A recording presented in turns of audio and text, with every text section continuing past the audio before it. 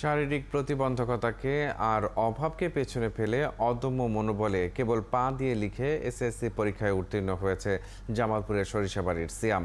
মানবিক বিভাগে জিপিএ 3.83 পাওয়া সিয়ামের সাফল্যে খুশি বাবা মা, সহপাঠী ও শিক্ষক। সামনের দিনে পড়াশোনা চালিয়ে নিতে সরকারি বেসরকারি সহায়তা প্রত্যাশী তার পরিবার। সংবাদদাতা মমিনুল ইসলাম কিসমতের তথ্য ও ছবিতে প্রতিবেদন।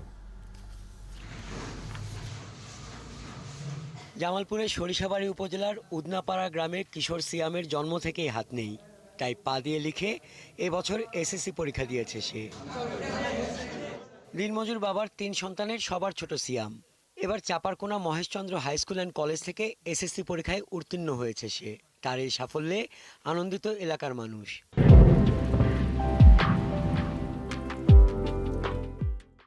এখানে কম্পিউটার ল্যাবে কম্পিউটার শিখতেন, পা দিয়েই কম্পিউটার পরিচালনা করতেন।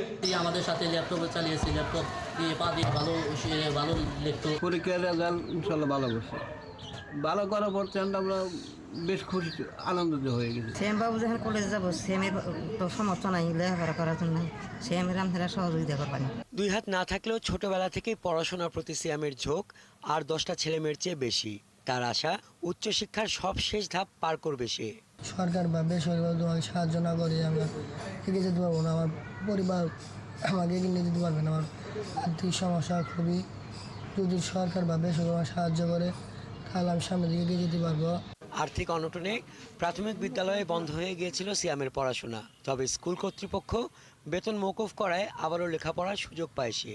এবার কলেজের ভর্তি আর লেখাপড়ার খরচ নিয়ে চিন্তিত সিয়ামের বাবা মা। খুশি হয়ে আমি খুশি হতে পারতেছি না। শ্যামের আমি কলেজে ভর্তি করি, অনেক টাকা লাগবে, আমি টাকারও আমি শ্যামের আমি কীভাবে পড়াবো। অবশ্য সিয়ামের পড়াশোনা চালিয়ে নিতে তার বেতন মওকুফ সহ সার্বিক সহযোগিতার আশ্বাস দিয়েছে কলেজ কর্তৃপক্ষ। সে এই প্রতিষ্ঠানে যদি ভর্তি হয় কলেজ সেকশনে, তাহলে আমরা তার দায় দায়িত্ব সমস্ত খরচ আমরা বহন করব। তার যাবতীয় পড়ালেখা খরচ সহ এই প্রতিষ্ঠানের পক্ষ থেকে তাকে সার্বিক সহযোগিতা করা হবে। জেএসসি পরীক্ষাতেও একই স্কুল থেকে কৃতিত্বের সাথে পাশ করেছিল সিয়াম।